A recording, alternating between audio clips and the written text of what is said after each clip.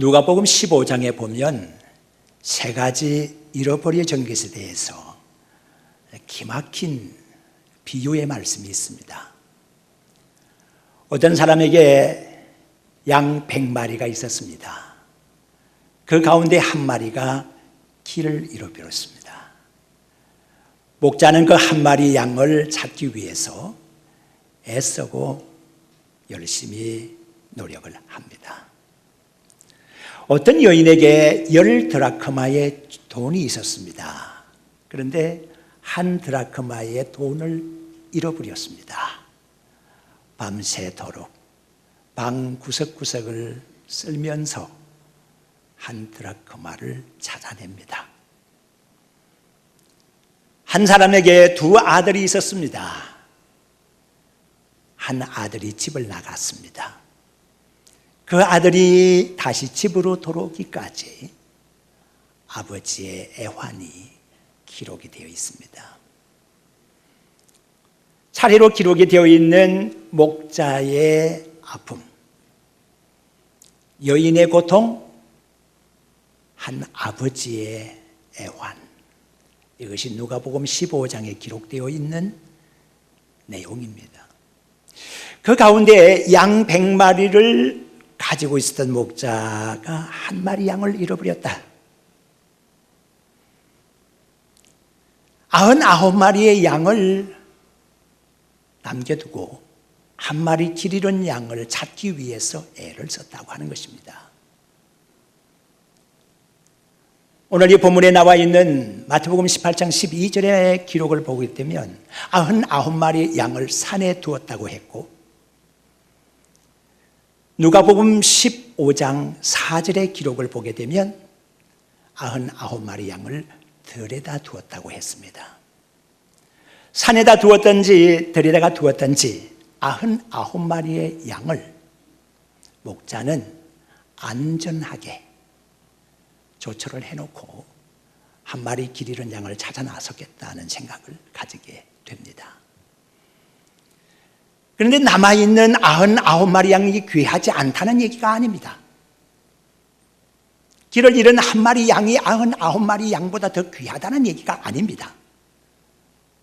다만 잃어버린 것을 찾았기 때문에 목자가 기뻐했는데, 이 기쁨이라는 것이 99마리 양의 기쁨보다 더 컸다고 하는 것이 기록되어 있을 따름입니다.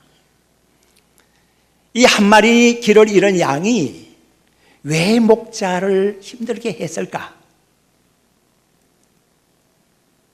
목자에게 있어서 이 한 마리 양은 어떤 양이었을까? 혹이 이렇게 생각해 볼 수가 있습니다.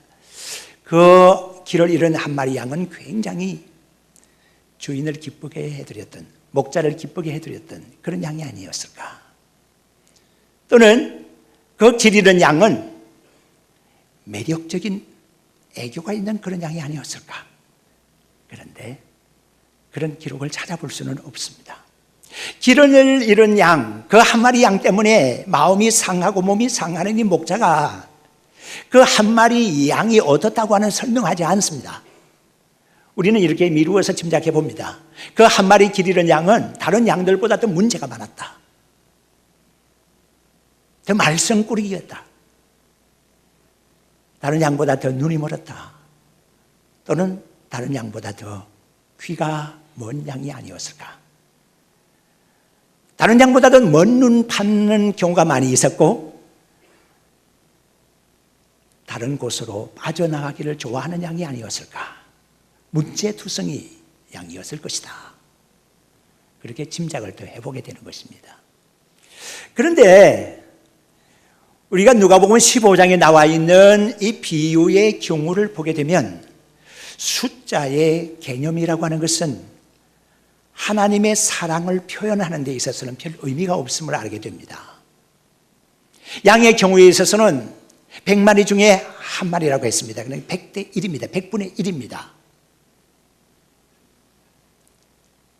드라크마의 경우에 있어서는 10 중에 하나입니다. 10분의 1입니다. 10대 1입니다. 아들의 경우에 있어서는, 탕자의 비유에 있어서는 두 아들 중에 한 아들입니다. 2분의 1입니다. 2대 1입니다. 점차 갈수록 잃어버려진 것에 대해서 중요함이 더 가중되는 것 같습니다. 100분의 1보다는 10분의 1이 크죠. 10분의 1보다는 2분의 1이 크죠. 그런데 이 잃어버려진 것 하나에 대한 관심과 애착과 사랑을 표현하고 있을 뿐이지, 그것이 그 전체의 목 가운데서 어느 정도를 차지하고 있다고 하는 것을 설명하는 이유는 아닙니다. 100분의 1 정도다, 10분의 1 정도다, 2분의 1 정도다, 이렇게 표현하는 것은 아닙니다. 다만 잃어버려진 것을 다시 찾은 데 대한 감격과 기쁨, 이것을 표현하고 있을 따름이죠. 오늘은 예수님의 사랑의 계산법을 조금 살펴보고자 합니다. 전에 어떤 여류 화가가 있었습니다. 이 여류 화가는 태어날 때에 컴플렉스를 지니고 태어났습니다. 문제가 있었습니다. 그것은 눈썹이 없는 것이었습니다. 어떤 사람은 눈썹 숱이 좀 작을 수도 있겠죠. 또 어떤 사람은 눈썹 숱이 너무 많아서 고민인 사람도 있을 수가 있습니다. 어떤 사람은 한 일자 눈썹에 대해서 고민인 사람도 있을 것입니다. 그런데 이 여자만큼은 못했겠지요. 아예 눈썹이 없었으니까요. 철이 들기까지는 그것을 몰랐습니다. 별로 대수롭지 않게 여겼습니다. 그런데 철이 들어보니까 이게 큰 문제 중에 문제였습니다. 그것이 그 여자로 하여금 부끄럽게 했고 남들 앞에 서지 못하게 했고, 그것이 그 여자의 약점, 단점이었습니다. 그런데 나이가 들어서 어찌하다 보니까 선을 보게 됐고, 어찌하다 보니까 결혼하기까지 되었어요. 그런데 결혼하여서도 늘 조심했습니다. 정말로 조심해서요. 전전긍긍하면서 나의 이 약점을 남편에게 보이지 않으려고 밤에 잠자리에 들 때에는 남편보다 늦게 불을 끄고서 깨끗하게 화장을 지우고 닦고 잠자리에 들어갑니다. 아침에는 남편보다 더 일찍 일어나서 짙게 눈썹을 그리는 데서부터 화장을 시작을 했던 여인입니다. 20여 년 세월이 지나갔어요. 10년이면 강산이 변한다고 했는데 강산 변하기를 2번. 그렇지만 이 여인은 늘 그것에 대한 컴플렉스 때문에 편하지가 못했습니다. 어느 날 등산을 다녀왔습니다. 온몸이 흠뻑 젖었고 피곤했어요. 침대에 벌렁 들어 누웠습니다. 그리고 자기도 모르게 그대로 잠속에 빠졌던 겁니다. 이상한 낌새를 느껴서 눈을 떴을 때는 이미 때가 늦었습니다. 사랑하는 남편이 물수건을 가지고 와서 아내의 얼굴을 닦겠다는 것입니다. 아내가 너무 피곤해 보이니까 몸도 씻지를 못하고 누운 것 같아서 대충 겉이나마 닦아드리겠다고 하는 겁니다. 남편의 사랑이 놀라웠게 한 것이죠. 그렇지만 깜짝 놀라서 일어났습니다. 여보, 안 돼요. 내 얼굴은 내가 손볼 거예요. 아니 여보, 왜 그래? 피곤하니까 내가 얼굴을 좀 닦아준다는데 왜 그렇게 싫어하는 거야? 왜 이렇게 놀라는 거야? 안 돼요, 안 돼요. 내 얼굴은 내가 손봐야 돼요. 허허, 괜찮다니까. 그냥 누워있어, 피곤한데. 안 된다니까요. 울면서 사정을 했어요. 웬일일까요? 남편은 극구 자기가 얼굴을 닦아주겠다는 겁니다. 큰일 났습니다. 들통나게 생겼습니다. 차라리 눈을 감아버리고 말았습니다. 될 대로 되라지 뭐. 조금 후에 눈을 떴습니다. 눈을 떠보니까 자기 얼굴을 닦아주는 남편의 모습이 한쪽 손으로서는 두 눈을 가리고 있고 한쪽 손으로 닦아내는 거예요. 아내를 위한 배려였습니다. 당신이 눈썹이 없는 거 내가 보고 싶지는 않아. 그런 양으로 물수건으로 얼굴을 닦고 있는 거예요. 눈물이 절로 납니다. 남편이 이렇게 말합니다. 여보, 당신이 눈썹이 없다는 거 난 벌써 알고 있었어. 그것으로 인해서 당신이 늘 나를 부끄러워하고 사람 앞에 서기를 꺼려하는 거, 그리고 자주 이사를 다녀야 하는 거 나도 다 알고 있었어. 여보, 내가 당신을 사랑하는 것이 당신 눈썹이 이뻐서, 당신 눈썹이 있어서 사랑하는 건 아니잖아. 눈썹이 있건 없건 당신과 나의 사랑은 변함이 없어. 그것이 우리 사랑에 무슨 이유가 되는 건가? 조건이 되는 건 아니잖아. 여보, 이제 감추지 말고 살아요. 아내는 너무 감격스러웠어요. 남편에게 보이지 않으려고 했던 자기의 약점을 이미 남편은 알고 있었고 자기를 위해서 배려해 주고 있다는 사실을 자존심 상하지 않기 위해서 숨겨주고 감추어 주려고 했던 남편의 사랑에 대하여 감격해서 대성통곡하고 말았다는 얘기예요. 우리는 애써서 감추고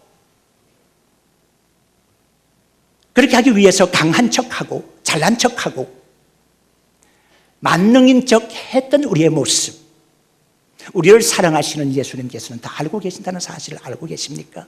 우리의 약점과 우리의 단점에 대하여서 우리 예수님께서는 다 알고 계시면서 우리로 하여금 자존심 상하지 않게 하시려고 배려하시면서 십자가 지신 예수님의 모습을 여러분들은 기억하고 계십니까?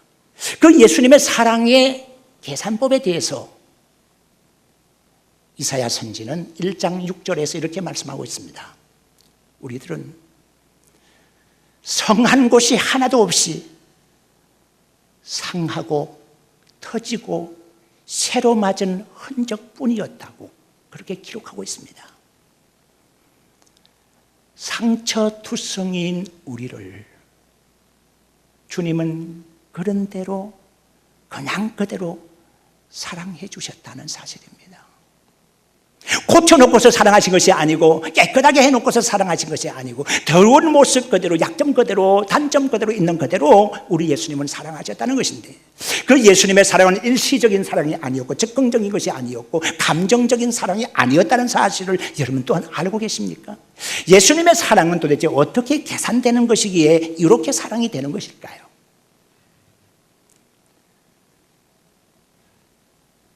길 잃은 양에 대한 이 비유의 말씀은 자연스럽게 작은 자에게로 연결이 됩니다.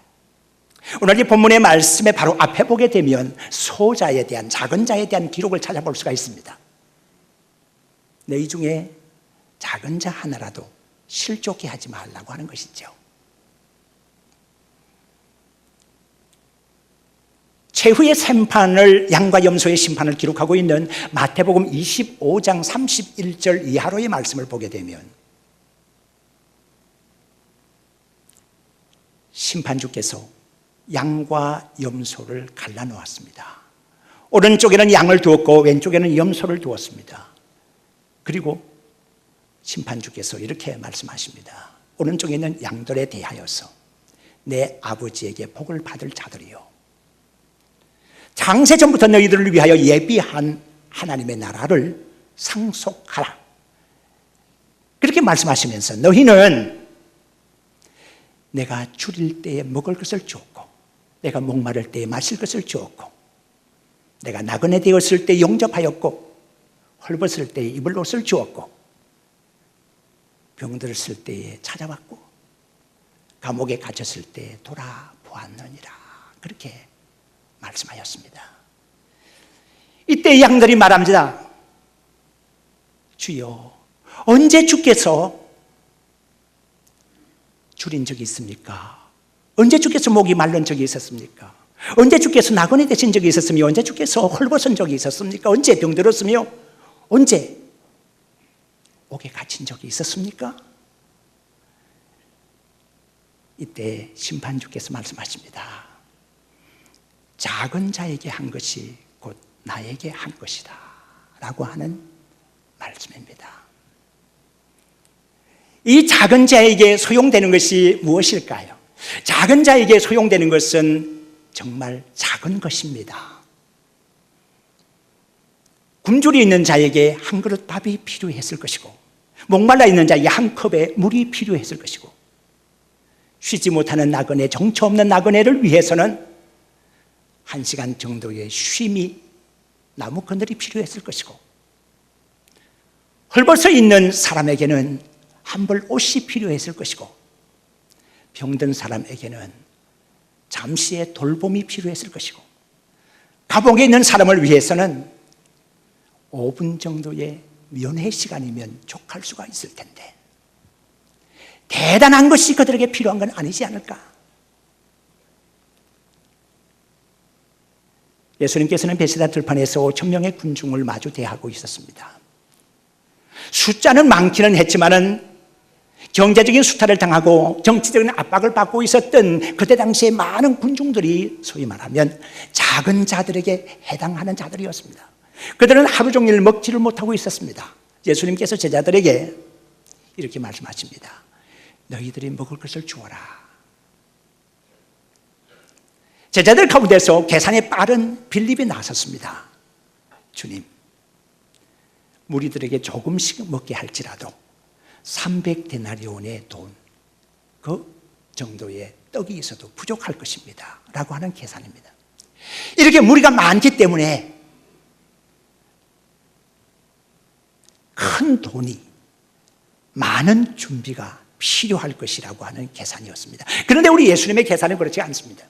우리 예수님께서는 안드레의 손에 들려서 가지고 와진 어린 아이의 한 끼 식사, 떡 5개, 물고기 2마리를 가지시고 그것을 작다 하지 않으시고 활용하셔서 많은 것을 남기셨습니다. 바로 이 오병이어의 기적, 이 축복은 우리 예수님의 사랑의 계산법에서 나온 것임을 우리는 알아야 합니다. 많고 큰 것에 대하여 계산에 익숙해 있는 우리에게 있어서는 전혀 납득이 안 되고 이해가 안 되는 그러한 기적입니다. 한 아버지에게 아들이 있었습니다. 이 아들은 매일마다 아버지의 구두를 닦아주고 500원씩 용돈을 계산해서 받는 아들이었습니다. 어떤 때는 매일 받을 때도 있었고 어떤 때는 열흘간 묶어서 받을 때도 있었습니다. 이제 그날은 열흘간 묶어서 5,000원을 받아야 할 용돈 받는 날입니다. 그날 아버지의 구두를 윤이 나게 반짝반짝하게 닦아냈습니다. 출근 가방을 들고 아버지가 나와서 신발을 신으려고 하는데 다른 날과 다르게는 너무 반짝반짝 윤이 나고 있었어요. 아들아, 오늘 너가 닦은 이 구두는 왜 이렇게 빛이 나냐? 오늘 무슨 일이 있냐? 아, 열흘치 용돈을 받는 날이어서 그런가? 아니, 전 때는 그렇지 않았는데. 아들아, 도대체 무슨 일이 있는 거냐? 아버지, 저는요, 아버지가 우리 가족 옆에 있는 것만 해도 너무 감사해요. 아들아, 언제 내가 떠난 적이 있냐? 늘 내 옆에 있지. 왜 그런 말을 하는 거냐? 용돈 더 올려달라고 그러냐? 아니요, 아빠. 오늘은 공짜예요. 뭐라? 공짜라고? 아버지는 웃는 모습으로 출근 가방을 들고 대문을 열고 나섰습니다. 아들은 알고 있었습니다. 이미 열흘 전에 아버지는 명예에 퇴직했다는 사실을. 비록 가족에게는 웃는 얼굴을 보였고 비록 가족에게는 출근 가방을 들고 나가는 신용을 하기는 했지만 아침에 나가면 아버지를 반겨주는 사람이 없다는 사실을 아들은 알고 있었습니다. 우리에게 있어서 작은 자는 어떤 자를 말하는 것입니까? 우리에게 있어서 작은 자는 가족을 부양해야 되겠다고 하는 생각, 그러면서도 일이 제대로 되지 않아서 가슴 아파하는 모습으로 축 처진 어깨를 가진 아버지의 이름으로 우리 옆에 있을 수가 있습니다. 늘 가족에 대한 염려와 걱정으로 인해서 군에 간 자식이나 외지에 나가 있는 자녀들 때문에, 아파하는 자식 때문에 한숨 쉬며 밤잠을 제대로 자지 못하는 어머니의 이름으로 우리 옆에 있을 수도 있다는 사실을, 많은 사랑하는 친구들로부터 외면당하고 왕따돌림이 되어 있는 친구의 이름으로 우리 옆에 와 있을 수 있다는 사실을 아십니까? 우리는 돌봐야 할 작은 자들을 너무나 많이 가지고 있는 사람들입니다. 주변에 약한 이들이 많이 있습니다. 주변에 독거노인도 있습니다. 탈북자들, 그리고 아프리카의 내전으로 인하여 고통을 겪고 있는 난민들, 어쩌면 이 모든 사람들이 우리에게는 작은 자일 수 있습니다. 이 작은 자에 대한 관심, 바로 이런 양에 대한 관심입니다. 여러분들은 이 이런 양에 대한 개념을 어떻게 정리를 하고 계십니까? 자연스럽게 이런 양은 길 잃은 양이라고 하는 개념으로 연결이 됩니다.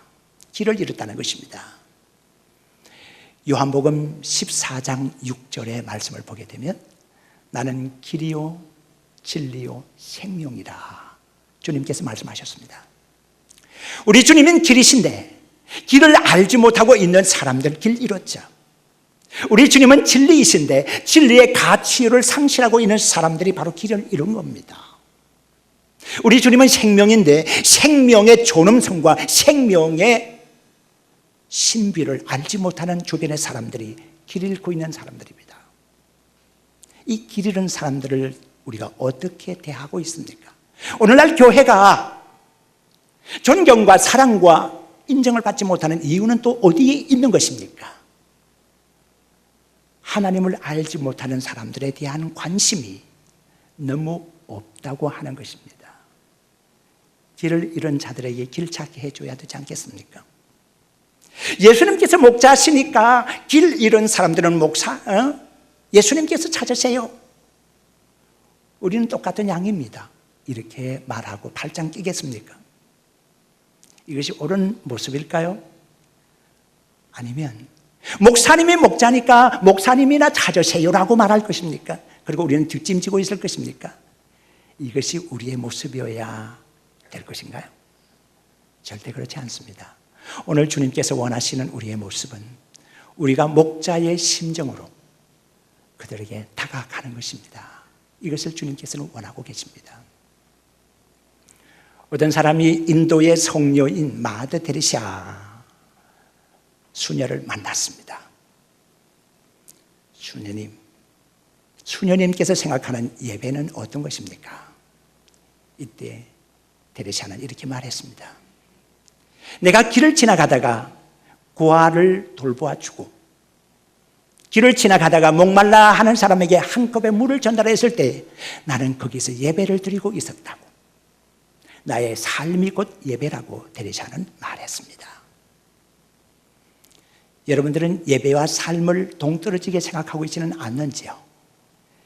2015년 우리는 찾아야 되고 회복시켜야 될 부분이 너무 많이 있습니다.